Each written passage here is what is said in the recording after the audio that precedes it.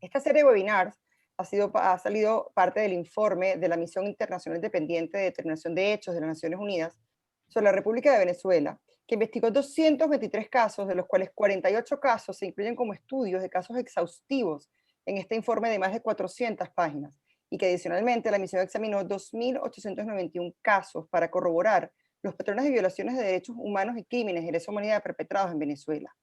Nadie se imaginó la crudeza expuesta en el informe presentado ante la ONU. Este informe es tan extenso y detallado que deja poco para la imaginación sobre las ejecuciones extrajudiciales, desapariciones forzadas, detenciones arbitrarias, tortura, abuso sexual y muchos otros tratos crueles, inhumanos y degradantes cometidos por el Estado venezolano desde el año 2014. Sin embargo, y para hacernos una idea de lo que significaron estos hechos atroces, contamos en este webinar con la presencia de dos protagonistas de tan lamentables sucesos, acompañados de un ex embajador de Venezuela ante la ONU, quien nos hablará de 3 casos que, por la gravedad del tema y cómo se sucedieron los hechos, para preservar la seguridad de los afectados, son casos tratados con nomenclatura en el informe. Así que vamos a dar la bienvenida a nuestros invitados de hoy, el embajador Alberto Rodríguez, abogado, ex embajador de Naciones Unidas, ex miembro de la Comisión de Derecho Internacional de la ONU, expresidente del Comité Ejecutivo de ACNUR y ex vicepresidente de la Comisión de Derechos Humanos de la ONU. También demos la bienvenida al diputado Rosmith Mantilla, miembro de la Comisión de Política Exterior de la Asamblea Nacional y subcomisionado en defensa de los derechos de la comunidad LGBT. Y por último, pero no menos importante, el alcalde de Caracas, Antonio Ledesma, abogado venezolano con una amplia trayectoria política de más de 30 años y uno de los promotores del movimiento de la salida junto a María Corina Machado y Leopoldo López, y además es firmante del documento público que propone una transición para Venezuela. También nos acompaña la embajadora de Venezuela en Panamá, Fabiola Sabarce, ingeniero civil de profesión, quien militó en el Partido Primero Justicia y cuenta en su haber con más de una década dedicada al trabajo social en apoyo de los sectores más vulnerables, lo cual ha formado parte de su día a día en Venezuela y ahora aquí en Panamá como embajadora. También damos la bienvenida al abogado Alberto Pastrano, quien está en representación de la Embajada de Andorra y de la embajadora Carmen Alguíndiga, quien se excusó, pero causas de fuerza mayor le impidieron acompañarnos en este webinar. Alberto Pastrano es abogado, profesor de Derecho Internacional Público, y asesor en materia de derechos humanos y relaciones consulares, y está en la representación del gobierno interino de Venezuela en Andorra. Por acompañarnos a todos y por ayudarnos a difundir que estas acciones, para que no se eviten repetir en el futuro.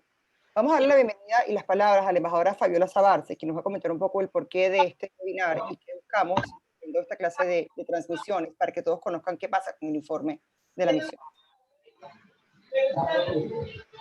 Muchísimas gracias, Alejandra, y buenas tardes para los que nos acompañan aquí en Panamá y noches para los que nos acompañan desde Europa, en especial nuestros invitados de hoy. Antes que nada, también agradecerle a la directiva del Museo de la Libertad de Panamá, que hace más de un año, cuando abrió sus puertas, pudimos compartir en la inauguración con la alta comisionada Michelle Bachelet, y justo ahí, compartiendo con la directiva, desde el día 1 nos ofrecieron sus espacios para alzar la voz por Venezuela. Hoy día contamos con el tercer evento de Venezuela sin derecho, porque para poder avanzar y llevar la cruda realidad que está viviendo nuestra Venezuela hoy en día, gracias al museo hemos dividido en 3 formas la vía que vamos a mostrar la violación constante de derechos humanos en Venezuela. Una de ellas han sido estos webinars, lo cual Venezuela sin derecho, todos sabemos que representa una fiel fotografía de la realidad que estamos viviendo. Pero podemos pensar, o qué más se puede pensar, de un país donde se dice su primera autoridad, que es el usurpador de funciones, Nicolás Maduro, es quien decide quiénes serán torturados, quiénes serán detenidos y quiénes serán liberados. Según el más reciente informe de la Comisión de Verificación de Hechos de las Naciones Unidas, esto es una realidad. Y esto nunca puede ser llamado un gobierno. Sabemos que es un Estado fallido y que es una dictadura, porque en realidad todo esto es un sistema criminal que asesina y viola los derechos humanos de manera sistemática, y es una organización transnacional, porque sabemos que toda esta organización criminal que opera desde Venezuela está afectando nuestro continente y el mundo entero.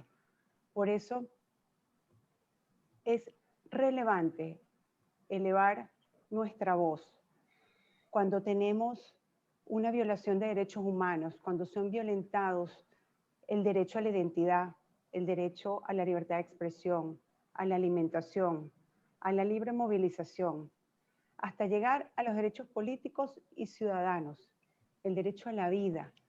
En Venezuela se han perdido todos los derechos humanos y las defensas que están consagradas en nuestra Constitución de 1999, e inclusive datan desde la Constitución del 61, pero en estos momentos es letra muerta.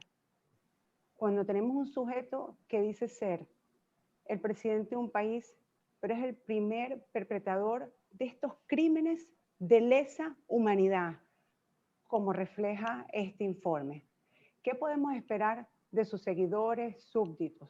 Es una banda criminal que atenta contra todo un país sumido en la miseria y que está cansado de tantas humillaciones. Por eso, hoy más que nunca, queremos ser la voz de los que no tienen voz, de quienes han sido objeto de todos estos vejámenes del narcoterrorista, porque para despertar la sensibilidad de todo el mundo sobre lo que está ocurriendo en nuestra apaleada Venezuela, hay que denunciar, hay que informar, porque nadie se solidariza ni sensibiliza ante lo que desconoce. Esta es una de las razones por las que el informe de la Misión de Determinación de Hechos de la Comisión de Derechos Humanos de las Naciones Unidas marca un antes y un después. Esta es una lucha internacional contra el régimen de Nicolás Maduro.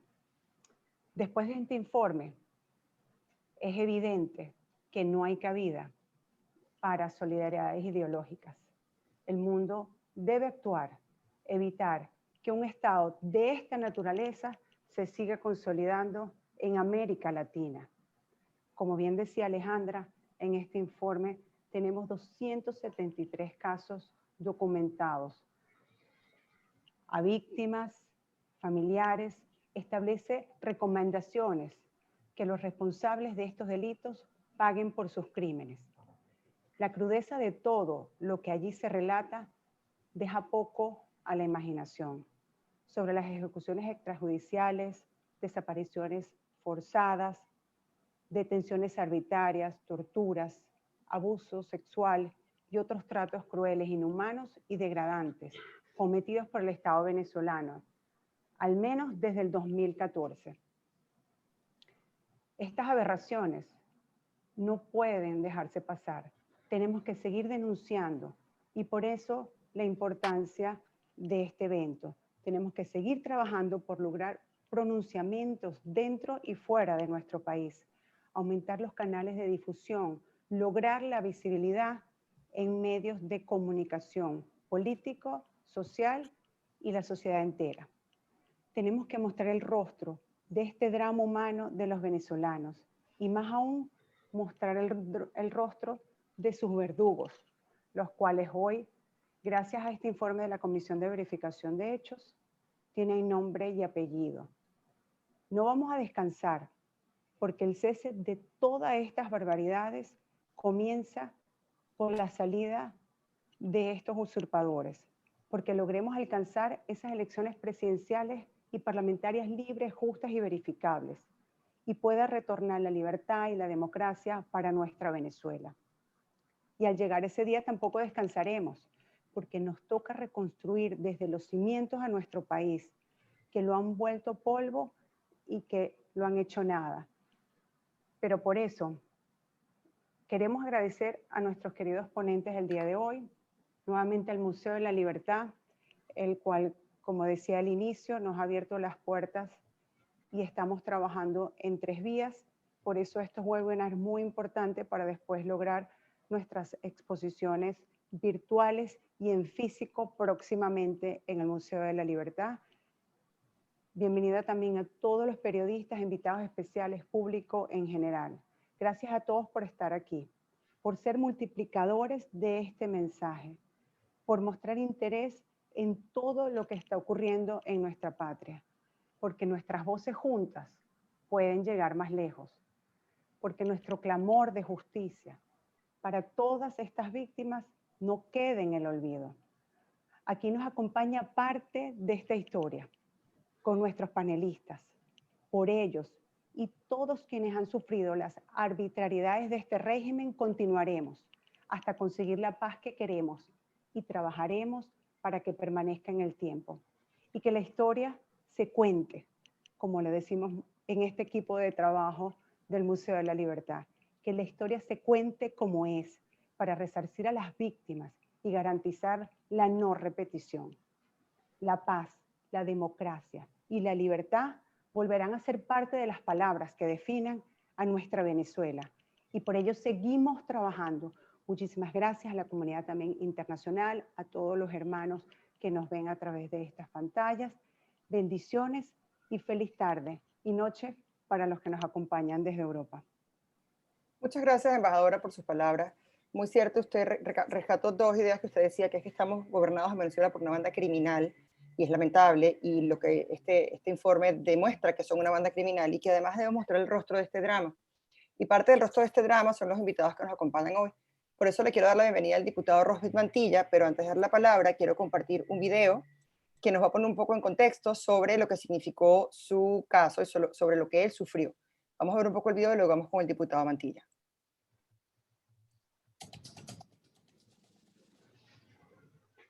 Rosbeth Mantilla. Fecha de detención 2 de mayo de 2014. Lugar de detención, su residencia en Caracas. Cuerpo responsable de la detención, Servicio Bolivariano de Inteligencia Nacional, SEBIN. Irrumpieron en su residencia con una orden de detención. Fue acusado de recibir dinero de un grupo de empresarios para financiar protestas contra el régimen chavista. Los oficiales chavistas ingresaron a su dormitorio, colocaron sobres con dinero y los marcaron con los nombres de las dos plazas de Caracas donde grupos de manifestantes habían acampado en protesta contra el régimen. Funcionarios del SEBIN sostuvieron que el allanamiento de su domicilio encontraron panfletos para convocar a marchas y sobres con dinero. Fue recluido en el helicoide. Se le imputaron los cargos de instigación pública, intimidación pública, obstaculización de vías, incendio de edificios públicos y privados, daños violentos y asociación para delinquir. Mantilla asegura que no fue físicamente torturado, pero psicológicamente sí. Presenció cómo torturaban a otros detenidos, incluso vio cómo dejaban morir a uno de ellos. Fue declarado preso de conciencia en 2015 por Amnistía Internacional, que pidió en varias ocasiones al presidente venezolano Nicolás Maduro su inmediata liberación. Su liberación es la primera que se produce después que el gobierno y la MUD suscribieran los primeros acuerdos de la mesa de diálogo que incluían la liberación de varios opositores encarcelados. Fue liberado en 2016. Desde 2017 reside en Francia.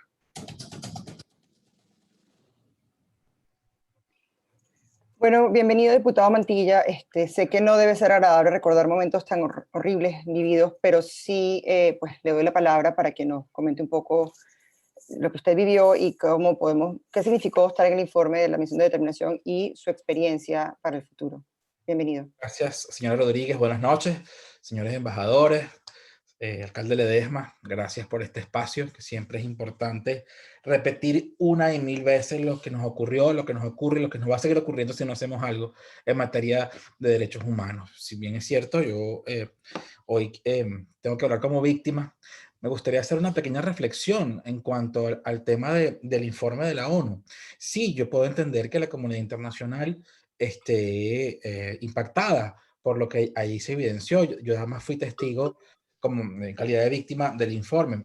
Lo que me parece inconcebible como sociedad y como clase política es que caras adentro del país estemos impactados con lo que dice el informe. No es nuevo que en Venezuela se torture, no es nuevo que en Venezuela se persiga gente y se mate y se encarcelen políticos y ciudadanos. Yo quiero recordarles a ustedes que hace casi 20 años en Venezuela se practicó el secreto de Estado y mataron al fiscal Anderson, y por culpa de ese homicidio, bueno, hoy cumple 16 años en la cárcel los hermanos Guevara, por ejemplo. Yo les puedo decir que yo entendí que era el exilio muy temprano porque yo estaba viendo clases una noche en la Santa María cuando yo estudiaba periodismo hace 15 años, 16 años, perdón, y mi profesora tuvo que escaparse del salón de clase mientras que los alumnos le lanzábamos al SEBIN los pupitres. Esa profesora es Patricia Poleo, quien se escapó esa noche que me daba clase a mí y que más nunca lo volvimos a ver hasta meses después que se escapó en barco porque, bueno, comenzaron a perseguir periodistas y venezolanos en Venezuela con la llegada del chavismo. Tampoco podemos olvidar lo que pasó con los policías metropolitanos, lo que sigue pasando con los policías metropolitanos. Tampoco podemos olvidar lo que le pasó a la jueza Fiuni, que fue hasta violada en su injusta cárcel. Es decir, que la verdad que me parece inconcebible que como sociedad, que como clase política, nos causa impresión esto y nos demos por enterados a partir de este informe qué pasa en Venezuela. Yo debo contarles que, bueno, yo pasé 2 años y medio en la cárcel, pero fue más duro para mí los 8 meses en Venezuela después de la cárcel, porque me di cuenta que para ese momento la batalla por la democracia estaba perdida. Por una razón muy sencilla, yo salí de la cárcel entendiendo que estábamos en manos de delincuentes, entendiendo que estábamos en manos de homicidas, que estábamos en manos de narcotraficantes que torturaban, que perseguían, que violaban, que electrocutaban, y cuando yo salí ya como diputado, me conseguí una sociedad, perdón, una clase política bastante cómoda dentro de los muros de la Asamblea Nacional, mientras que caras afuera ocurría eso. Pensando en elecciones de gobernadores cuando habían torturados en las cárceles, cuando habían exiliados, cuando habían preso, por ejemplo, al alcalde Ledesma que está aquí con nosotros esta noche.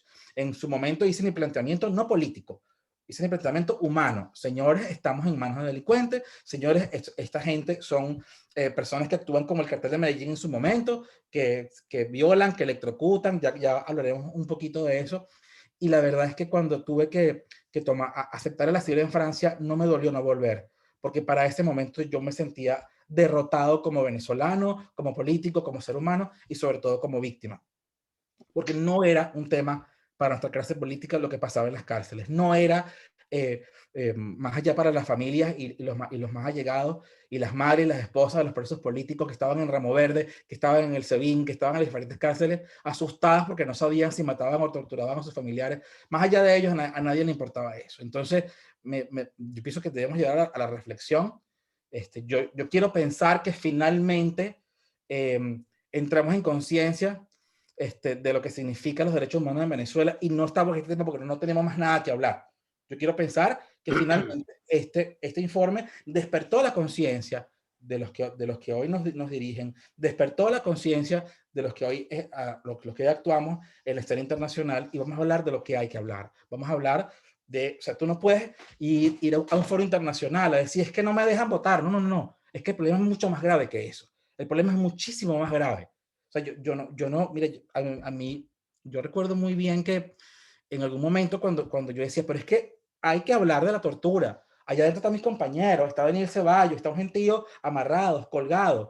Y me decían, no, pero es que estamos en un proceso para avanzar hacia unas elecciones en condiciones. ¿Qué condiciones? ¿Qué elecciones? ¿En contra de quién? Eso fue quizás mi tortura real, mi tortura moral fue salir de la cárcel y conseguirme que yo hablaba solito de ese tema y que era hasta incómodo.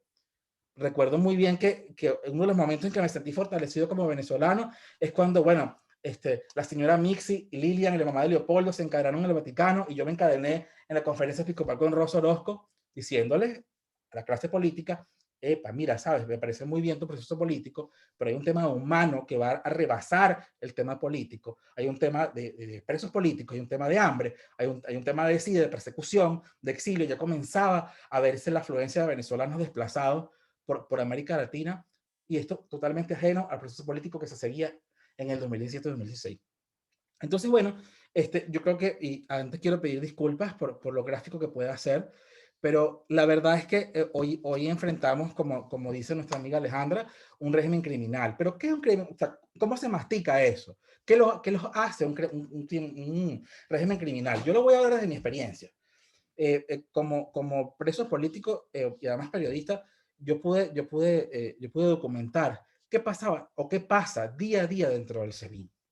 Yo me acostumbré a despertarme con personas en la puerta de mi celda que habían sido violadas con objetos por el ano, que habían sido electrocutados, algunos que le colocaban bolsas con excremento en la cara para que aspiraran excremento y de esta manera conseguir delaciones en contra de actores políticos. Llegué a ver, por ejemplo, el caso de los 14 polichacados que estuvieron presos mucho tiempo en el SEBIN y que todas las noches se llevaban uno por uno durante 14 días. Y al siguiente día nos los ponían en la puerta de la celda bañados en sangre. Ese era mi día a día en el SEBIN. Totalmente distinto a lo que ocurría en la escena política muros afuera del SEBIN. Eso para mí era inverosímil. O sea, entender esos dos procesos. Tuve que ver como mi mejor amigo Rodolfo González se ahorcó en su celda porque no soportó la tortura psicológica que vivió durante 3 días seguidos, cuando llegó la señora Iris Varela al SEBIN a trasladar a los presos políticos a los penales comunes. En mi caso, por ser homosexual, me amenazaban de que iba a morir violado. A Rodolfo le decían que lo iban a enviar a Tocuyito y que allá le iban a matar, lo iban a picar en pedacitos. Y esa noche, el tercer día de ese acoso horrible que nos cambiaban de celda, que nos movían, que nos metían y nos sacaban en listas, Rodolfo nos dijo a las 10 antes que nos encerraran, voy a hacer algo por Venezuela y por ustedes. Una hora después de que Rodolfo dice eso y que nos encierran, el carcelero gritó, Rodolfo, el aviador se ahorcó. Y Rodolfo González estaba en su celda colgado con su propia correa. Cayó al piso cuando abrieron la reja de la celda y estaba vivo todavía. Y todos mis compañeros vieron cómo el SEBIN apartó a las personas que estaban ahí, le colocaron una sábana y Rodolfo murió.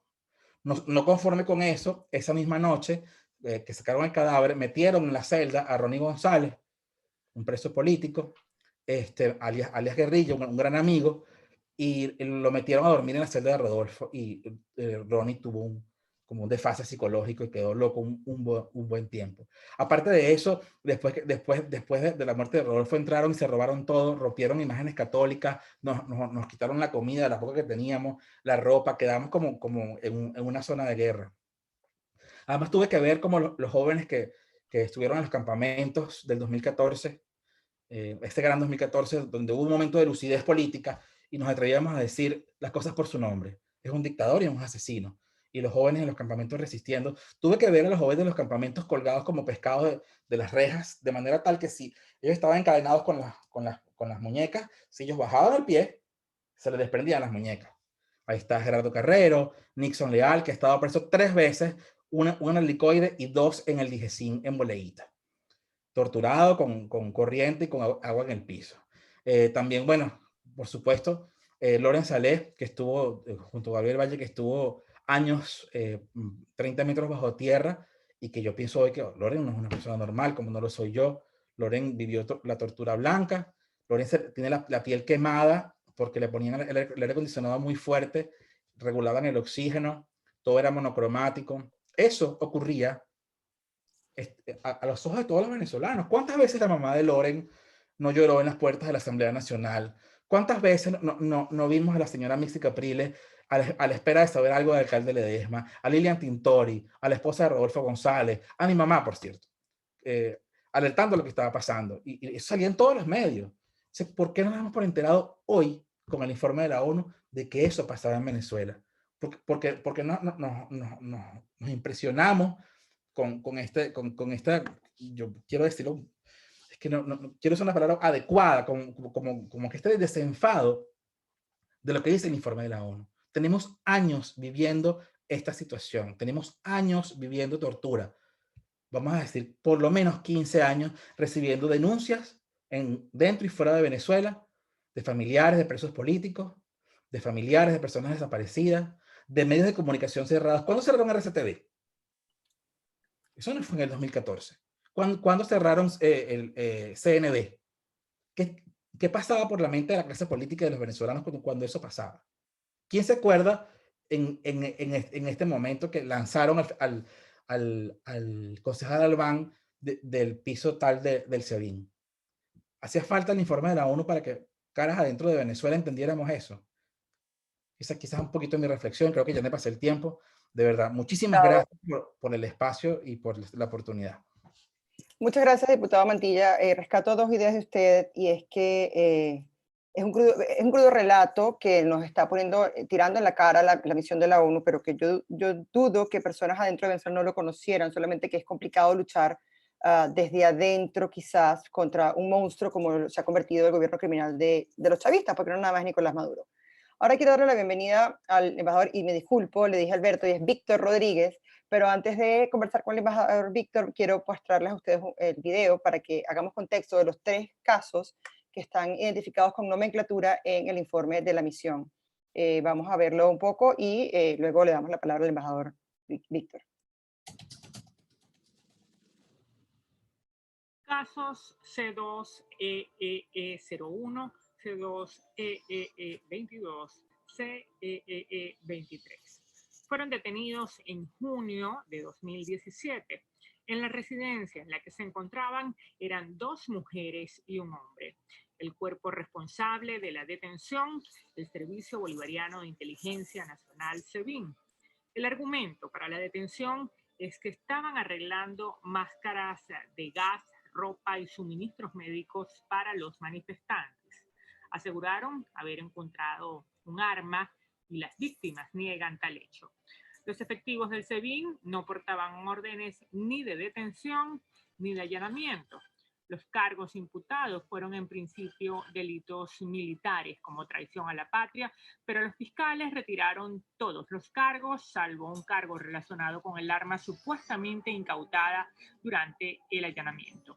Estas 3 personas fueron presentadas ante un tribunal militar a pesar de ser civiles. Fueron retenidos en el helicóptero. Sufrieron arrestos y detenciones arbitrarias, así como torturas y tratos crueles, inhumanos o degradantes. La misión también tiene motivos razonables para creer que se cometieron actos de violencia sexual en forma de amenazas de violación contra la mujer del grupo de detenidos. Bueno, vamos a dar la palabra al embajador Víctor Rodríguez para que nos hable un poco sobre este caso. Embajador, por favor, ¿se puede reactivar su audio? Que no puedo reactivárselo desde acá. Se lo agradecería. A ver, que no se lo puedo poner acá. Ahí está. Ya tiene audio, embajador. Lo escuchamos. Perfecto. Bueno, muchísimas gracias ante todo a la embajadora Sabarce, al Museo de la Libertad, por invitarme a participar en este conversatorio acompañado de nuestro querido alcalde Antonio Ledesma, viejo amigo, con el diputado Mantilla y con un representante de nuestra embajada en Andorra.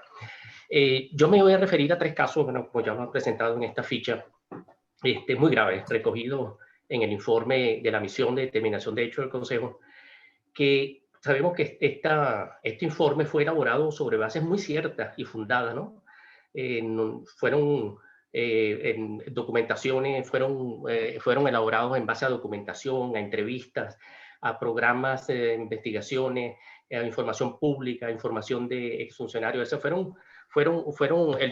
y esa es la importancia que tiene el informe de esta misión, que debe ser considerada en este momento por la Fiscalía de la Corte Penal Internacional, que deberá abrir una investigación, por cierto, porque están dados todos los elementos para abrir una investigación penal. En Venezuela no hay una justicia que pueda ocuparse de las violaciones y de señalar a los responsables, a los autores de estos crímenes horribles que estamos viviendo. En el caso particular que me refiero, ocurrido en junio del 2017, 3 personas, como señalaron ahora, 2 damas, 2 señoras y un señor, un hombre no identificado, por supuesto por razones de seguridad, fueron detenidos arbitrariamente, sin ninguna garantía procesal, juzgados, entregados o sometidos a los tribunales militares en una forma humillante, degradante, inhumana, incomunicado. Se violaron todas las normas procesales y los instrumentos y textos internacionales relativos a la detención y al procesamiento de personas. Fueron detenidos sin ninguna decisión judicial, por hechos además, como sabemos y como se dijo ahora, sin ningún fundamento, traición a la patria y otros delitos militares sin prueba alguna. Ese fue el argumento de la Fiscalía. Se plantaron armas, como lo dice en el mismo informe, que constituían un delito militar, un delito de terrorismo, según la Fiscalía. Fueron aprehendidos en flagrancia mientras cometían delitos militares, una aberración insoportable. El abogado de las víctimas objetó la jurisdicción militar, para lo que presentó un recurso que por supuesto fue denegado. No hubo proceso, fue una detención arbitraria más de todas las que estamos acostumbrados a ver en los últimos años. La audiencia fue fijada más de 20 veces sin que se llegara a realizar. Las 3 personas no recibieron ninguna visita durante casi un año. Se les negaron los medicamentos, incluso autorizados por el mismo SEBIN. Finalmente fueron excarcelados, y entre comillas, como cita el informe, con medidas cautelares no privativas. El mismo informe lo señala así. Los detenidos fueron objeto de tortura, de tratos inhumanos y degradantes como golpes, descargas eléctricas, insultos. Incluso, como lo dicen muy seriamente y sustentado en su informe La Misión, hubo intento de violencia sexual, una amenaza de violación en contra de una de ellas como parte de la tortura, o sea, un elemento psicológico más. Se trata de política sistemática. Esto es muy importante destacarlo. No son actos aislados, como el que comentaba antes el diputado Mantilla.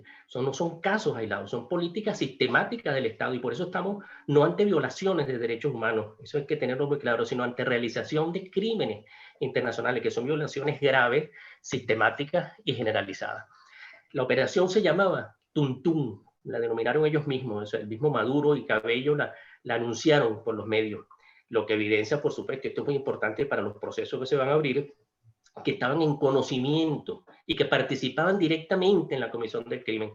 Ellos decían que era una operación para castigar a personas acusadas de apoyar al terrorismo. Una barbaridad. Responde, por supuesto, como digo, a una clarísima política bien estructurada del régimen para castigar y generar terror desde el poder. Las investigaciones que llevó a cabo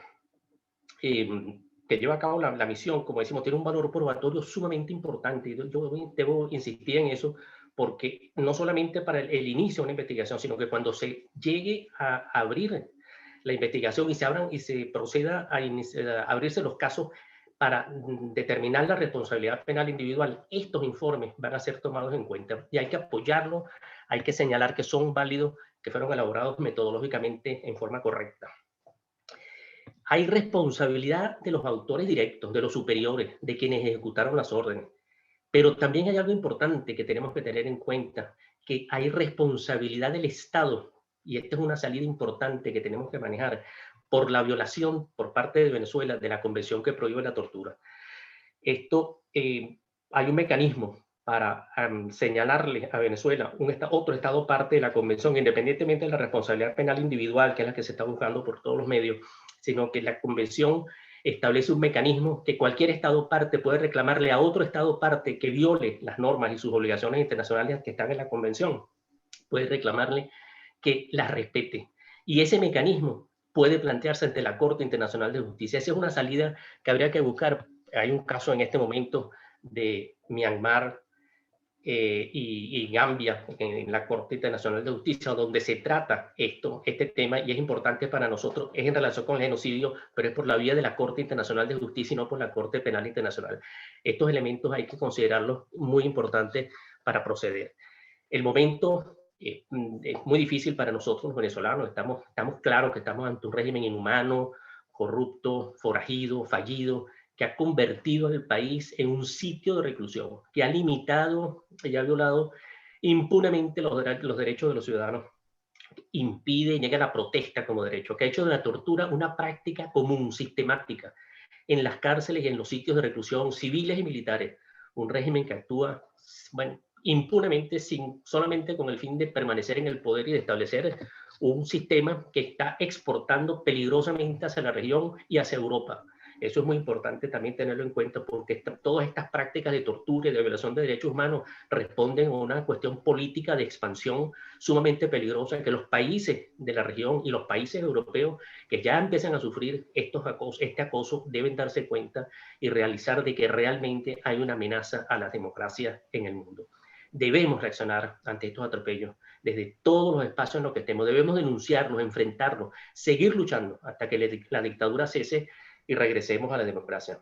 Informar a todos sobre esta realidad y defender a la víctima es quizás la mayor obligación que tenemos todos en este momento, y por eso estamos acá. yo tuve la oportunidad de ejercer la representación de la Venezuela Democrática en el Consejo de Derechos, en la Comisión de Derechos Humanos, que se llamaba entonces, en el Alto Comisionado de Naciones Unidas para los Refugiados, y hoy me siento contento de participar con ustedes acá, de apoyarlo, de divulgar, de defenderlo, y sobre todo porque las víctimas, que tenemos dos con nosotros acá, y las víctimas no solamente son los que sufren directamente el daño, la violencia y la violación de sus derechos, sino que toda la sociedad venezolana se convierte en una víctima, y por eso todos debemos actuar en conjunto para denunciar, respaldar a las víctimas, lograr la reparación y, como decía la embajadora al comienzo, caminar hacia el retorno definitivo a la democracia, y a la democracia que nosotros queremos, la democracia inclusiva, la democracia del desarrollo, la democracia de la igualdad, de la no discriminación. Allí tenemos que ir. Muchísimas gracias por la atención. Muchas gracias, embajador Víctor, por sus palabras. Definitivamente rescato también algunas ideas, hay muchas que rescatar, pero usted dijo que es una política sistemática del Estado, y esto como venezolana me aterra, porque además me hace recordar dictaduras de los años 80 como la chilena o la paraguaya, con Stroessner y Pinochet, o peor aún, países como Uganda y Corea del Norte, que violan sistemáticamente los derechos humanos de sus habitantes. Ahora vamos a dar la palabra al alcalde Antonio Ledesma, quien por último no menos importante, pero antes de dar la palabra al alcalde, quiero poner un video para entrar en contexto un poco sobre el caso del alcalde Ledesma.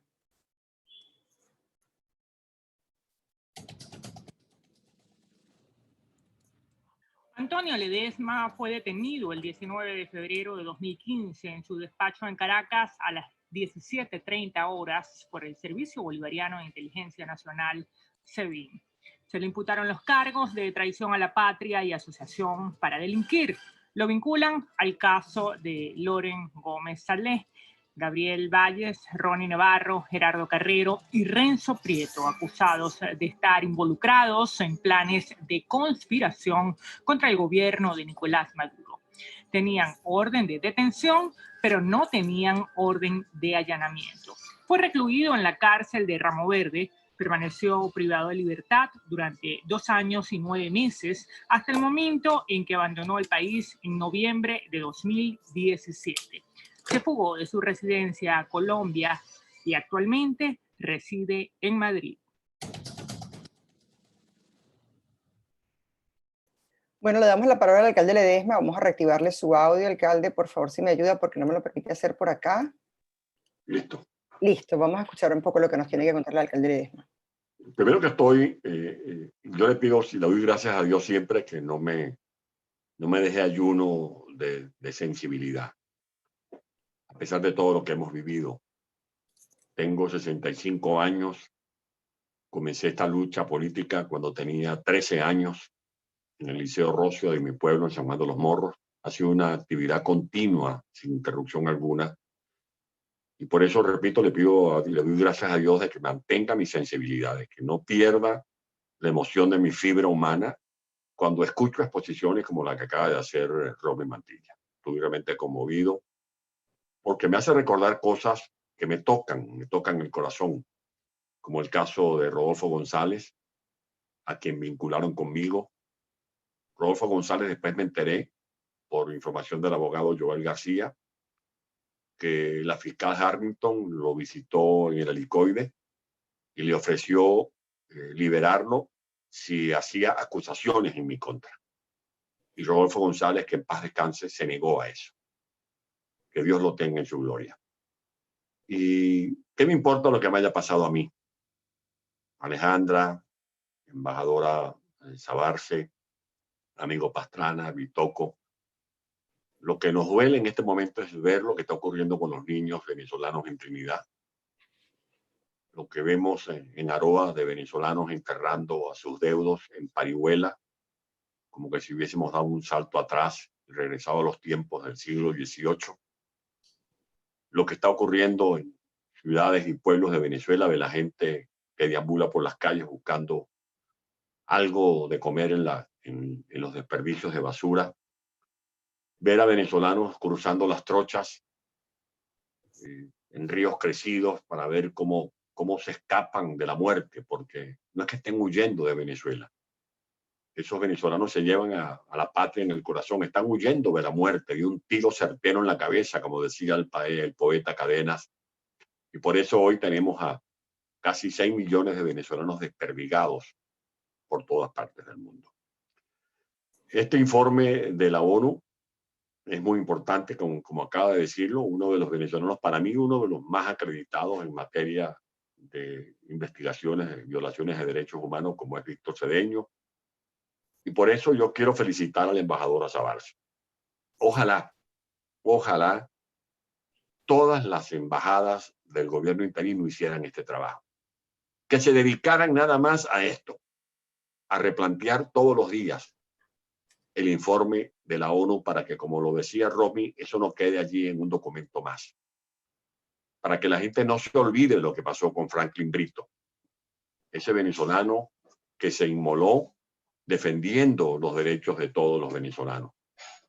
Para que no nos olvidemos de los venezolanos que fueron masacrados en el silencio por aquellos pistoleros que desde Puente Llaguno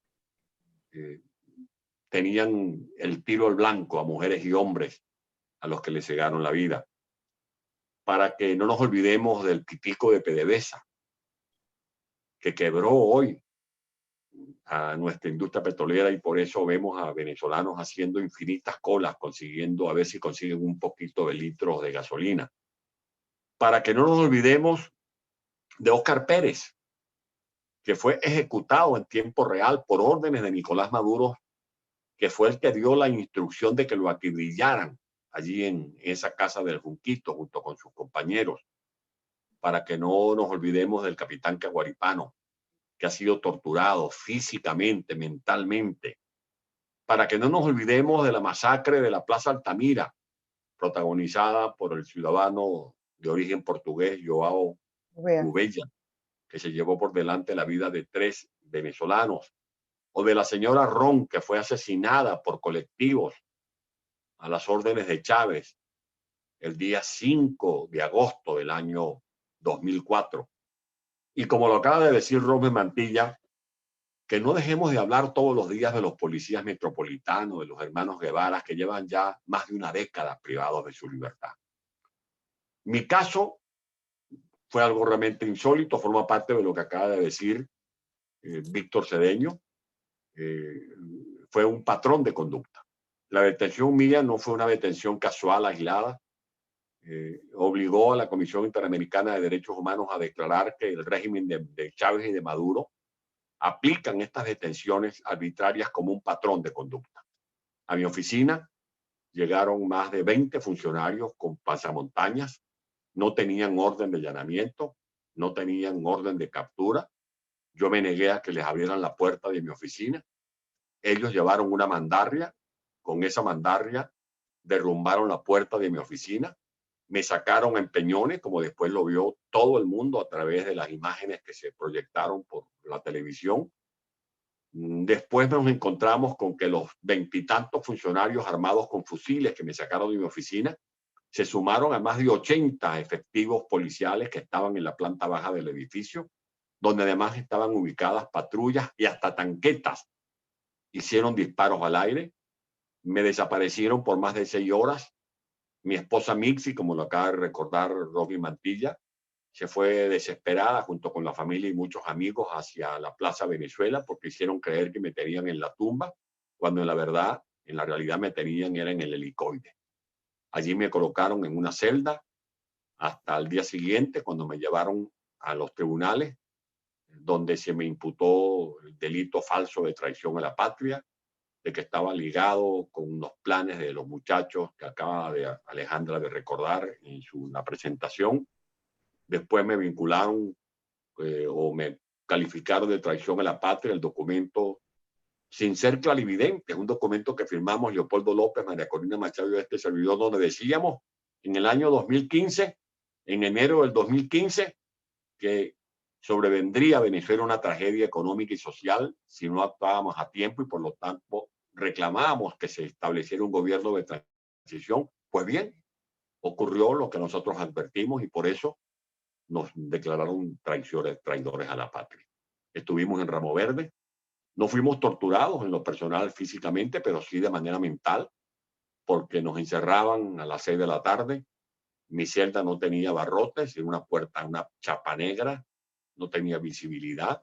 Nos abrían la celda al siguiente día a las 6 de la mañana.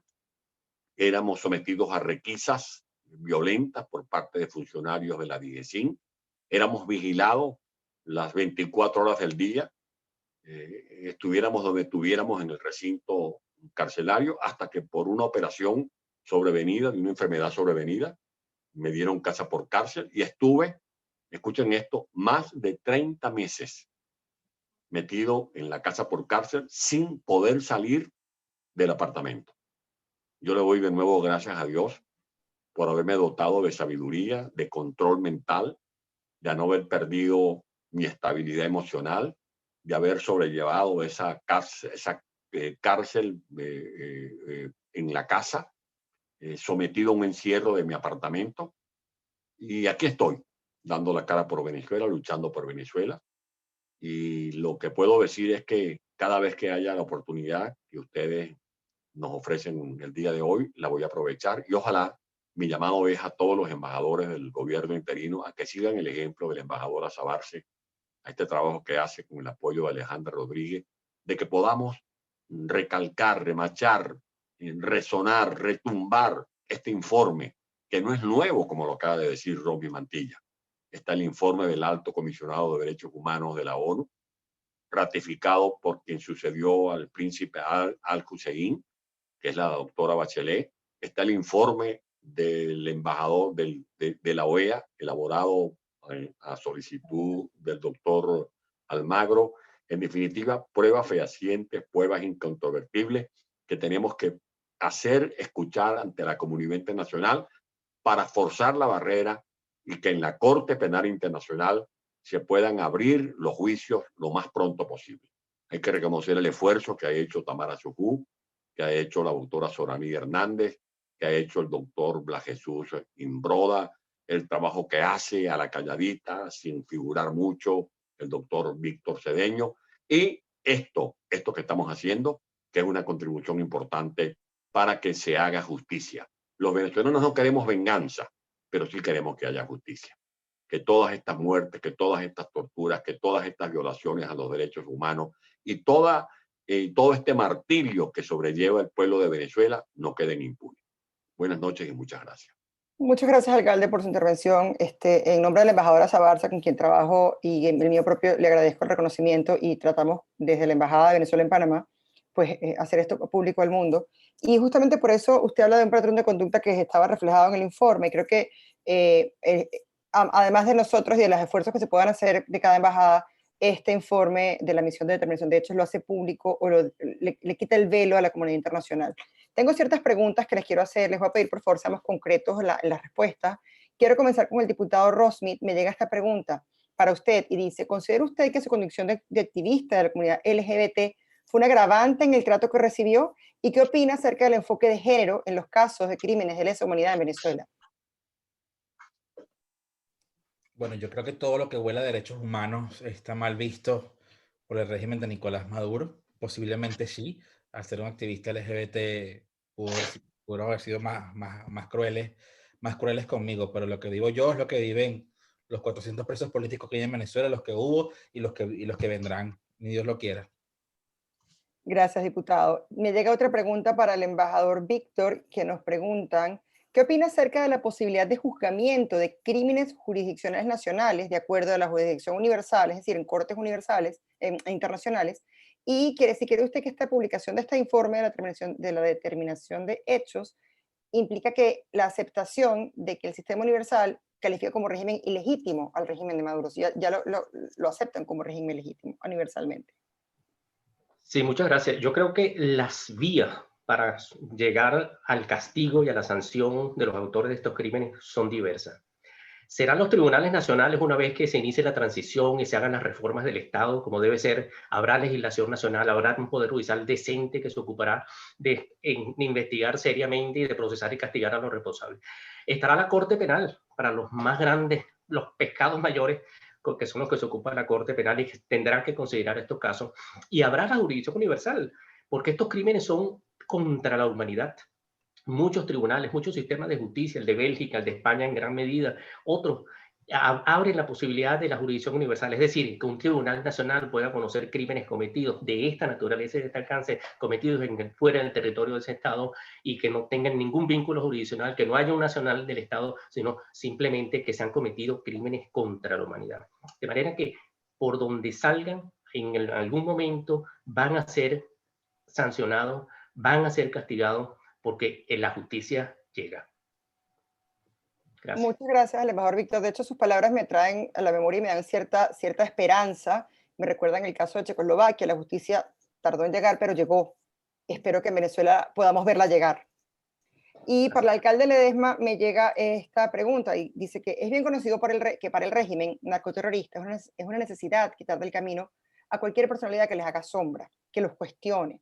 En este caso, para el momento que lo detienen, que usted era mencionado como figuras presidenciables, ¿cree usted que esto fue truncar sus aspiraciones políticas para anularlo políticamente y para era el cometido principal de la dictadura con su detención? Este es un régimen que no tiene miramientos.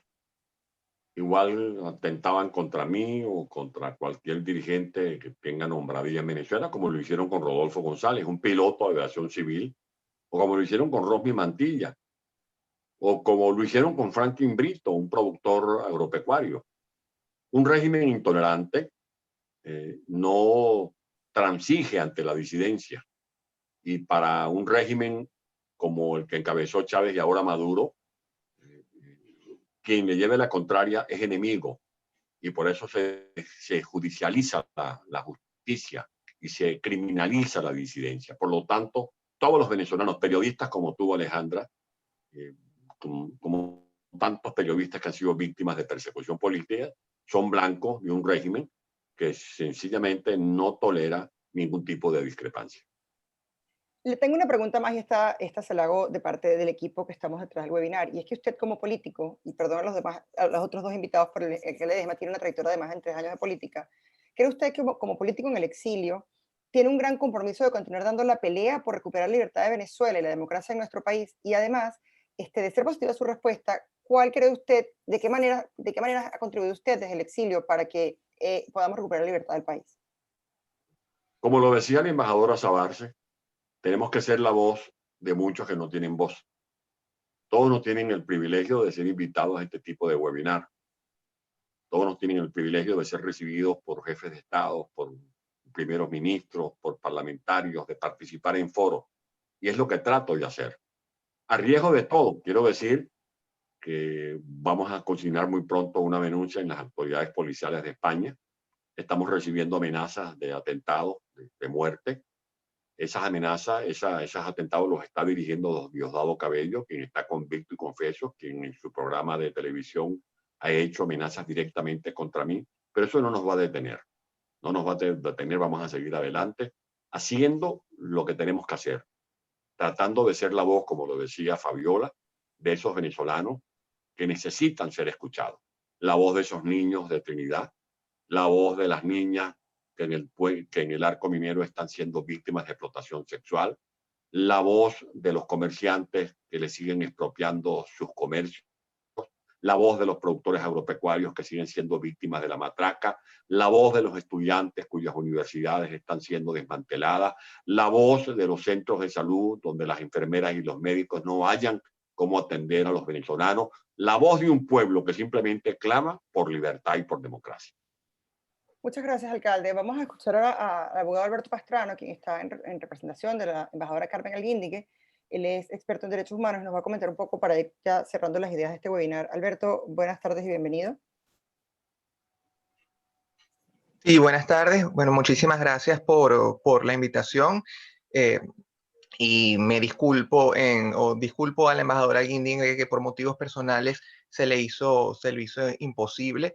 Pero bueno, en su representación y en representación de la Embajada del Gobierno Legítimo ante el Principado de Andorra, yo creo que me queda es ratificar todas sus palabras y hacer un llamado, tal como decía el embajador Rodríguez, a los países a que estén muy atentos a la aplicación de la justicia universal. En este tipo de situaciones en las que lamentablemente no contamos como república con un sistema de justicia bajo ningún calificativo adecuado, ¿no? Que no cuenta con ningún eje que esté funcionando de la manera o que esté haciendo llamado que esté cumpliendo su llamado constitucional.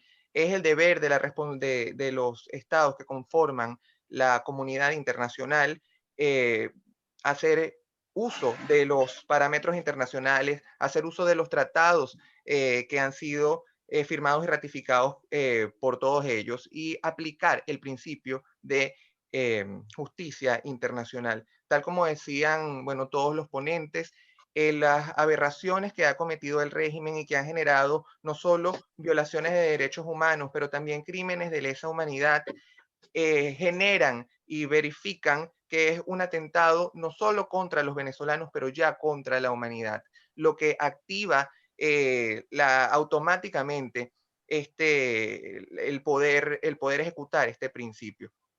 Me parece que el informe emitido por la ONU es una prueba inmensa. Yo creo que ha sido el logro a nivel probatorio más importante que hemos tenido hasta ahora, porque significa, en mi opinión, significa el aval de la comunidad internacional. Recordemos que la Organización de Naciones Unidas conforma lo que a efectos de derecho internacional se llama el sistema universal, ya que está compuesto por la mayor cantidad de países. Entonces, que esta organización y que el sistema universal genere un informe de esta naturaleza no hace más que sino anclar al régimen y abrirle la puerta a los países a que puedan colaborar con todas las víctimas venezolanas y puedan hacer justicia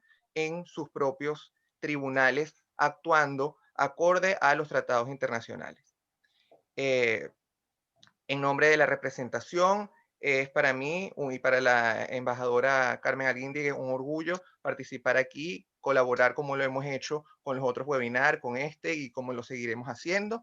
Y bueno, agradezco muchísimo su participación. Muchas gracias, Alberto. Le voy a dar, por favor, un minuto a cada uno de los panelistas, al embajador Víctor, al alcalde Ledesma, al diputado Rosmi, para que me den unas palabras de cierre. Comencemos con el diputado Rosmi, unas palabras de cierre, enfocándonos en que nuestro público es la comunidad internacional y que estamos desvelando para muchos en el mundo una situación que era desconocida para ellos, y tenemos que aprovechar tribunas como estas para que eso suceda y evitemos que se repitan situaciones tan lamentables como estas en el futuro. Lo escuchamos, diputado. Bueno, en primer lugar, quiero agradecer infinitamente a nuestra embajadora Sabarce, al embajador Rodríguez, al señor Alberto, a ti, Alejandra, por este gran espacio que nos das para hablar de lo que hay que hablar realmente. Y sí, ciertamente el llamado a la comunidad internacional es hacer como propio el informe de la ONU y, bueno, elevar la justicia internacional donde sea competente. También hay que recordar que como venezolanos, como Asamblea Nacional, también tenemos los instrumentos para pedir esa ayuda a la comunidad internacional. Es constitucional, es legal y además nuestro deber como Asamblea Nacional pedir la ayuda a los organismos competentes y a las naciones que quieran darle una mano a Venezuela. De verdad, muchísimas gracias por este espacio. Gracias por participar y por compartir sus experiencias, por traumáticas que hayan sido. Embajador Rodríguez, lo escuchamos. Muchísimas gracias, ha sido un gran placer de verdad haber compartido con usted, de haber estado acá. Yo creo que es el momento de promover la verdad ante la comunidad internacional, que debe entender y entiende perfectamente que el problema nuestro, la crisis nuestra, la catástrofe nuestra, no es nuestra exclusivamente, es de todos, es de la comunidad internacional y nosotros contamos con su apoyo y estoy seguro que nos seguirá apoyando. Comparto lo que dijo Antonio hace rato, que todas las embajadas, todas las representaciones del gobierno interino deben promover este informe, deben promover la realidad ante los medios, con estos webinars, con todas las actividades que se pueden hacer ante los gobiernos, ante los que están acreditados, ante los medios políticos, a todos los medios de los países donde tenemos acreditación, para mostrar esa verdad, porque la comunidad internacional sí está presente, sí nos apoya y sí nos va a ayudar a salir de esta catástrofe en la que estamos, en la que han sometido este régimen forajido y fallido. Gracias.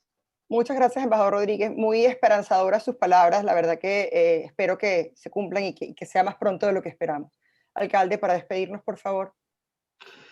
Yo quisiera que la comunidad internacional, de la gente que nos escucha, entienda que en Venezuela hemos agotado 12 diálogos, se han hecho intentos de negociaciones, hemos participado en elecciones aún nadando contra la corriente, pero nada de eso vale cuando uno lucha contra una corporación criminal.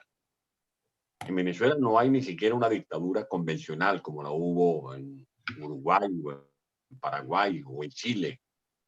En Venezuela, quienes controlan las instituciones públicas son mafias que están aliadas con las transnacionales del terrorismo y del narcotráfico internacional. Son criminales de lesa humanidad. Son parte del eje del mal, empeñados en controlar un país o el territorio de ese país simplemente para beneficiar intereses grupales. Por lo tanto, lo que corresponde es que apuremos el juicio en la Corte Penal Internacional para condenar a quienes son perpetradores de crímenes de lesa humanidad. Muchas gracias, alcalde, por sus palabras. Embajadora Sabarce, para cerrar como organizadora y propiciadora de estos espacios, unas palabras para quienes nos escuchan, por favor. Y muchísimas gracias. Bueno, en especial a nuestros invitados de hoy, al alcalde Antonio Ledesma, al embajador Víctor Rodríguez, a nuestro diputado Romy Mantilla, y bueno, claro, a todo este maravilloso equipo de la Embajada de Andorra y de la Embajada de Panamá, de Venezuela en Panamá, que estamos comprometidos en evidenciar la violación de derechos humanos que tenemos en Venezuela.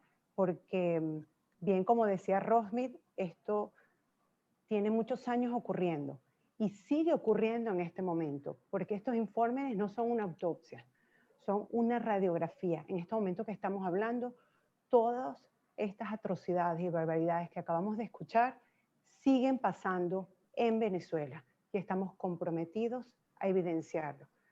Es mucho lo que se ha sufrido durante estos 20 años. Venezuela se ha convertido en un territorio de sufrimiento, el cual pareciera aumentar con el paso de los días. Son miles de cientos de familias divididas por esta crisis y la persecución en Venezuela, y como decía nuestro alcalde Ledesma, mención a los niños que veíamos que expulsaban de Trinidad y Tobago. Cada vez son más y como embajadores nos llegan más y más los dolorosos testimonios de nuestros venezolanos que se ven obligados a salir de Venezuela. Por eso, recuerdo en el último webinar que hicimos, en el segundo, teníamos también a Roberto Marrero como invitado, y le decía que soñábamos con ese abrazo en familia, con ese reencuentro de las familias. Creo que todos recordamos esa foto cuando Roberto Marrero abrazaba a su familia, cuando Leopoldo López abrazaba a su familia. Ese es el abrazo, y por eso trabajamos y por eso vamos a luchar. Y pues estamos seguros que pronto todos nos vamos a dar ese abrazo en libertad. Los que estamos dentro y los que estamos fuera, juntos como una red sólida, seguiremos trabajando por ello. Por eso, esta crisis de derechos humanos, estos crímenes de lesa humanidad, que este informe detalla con nombre y apellido, igual que este informe, como decía el alcalde Ledesma, toda la infinidad de informes que tienen con nombre y apellido los crímenes horrendos y los perpetradores, esos que deben de rendir cuentas tarde o temprano ante Venezuela y ante la justicia internacional. Por eso estamos seguros que, aunque la noche es más oscura, es justo antes de amanecer.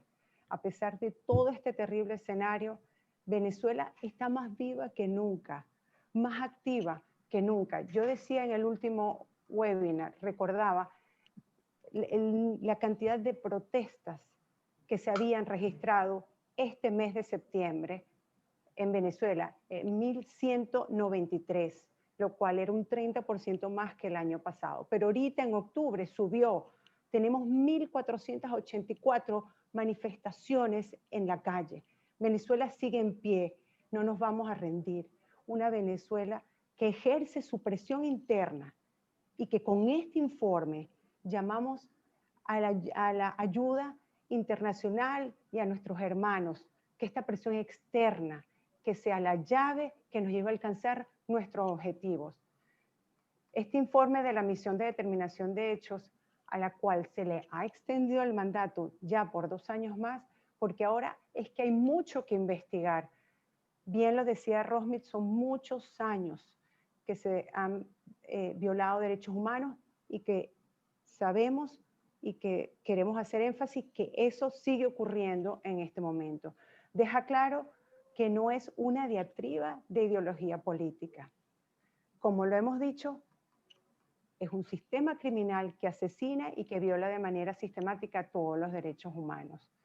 Porque con toda propiedad podemos decir que no hay derecho que se respete en Venezuela ni a los venezolanos dentro y fuera de Venezuela.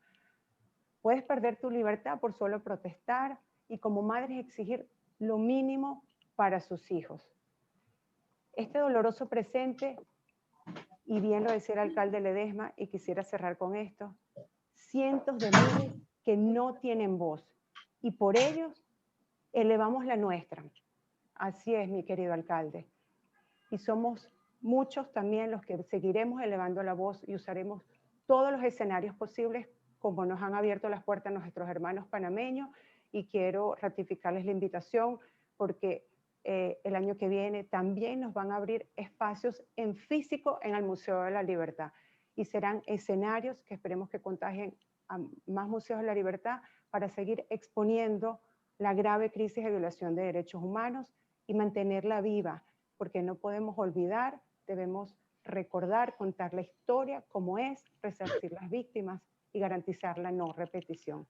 Estaremos trabajando todos los días, como le digo a mi equipo y me digo a mí mismo todos los días, por tumbar ese muro de Berlín de Latinoamérica. Todos los días siempre hay algo que hacer y un buen día va a ocurrir. No estamos solos y sé que con nuestros hermanos panameños y toda nuestra comunidad internacional entera alcanzaremos nuestra añorada libertad.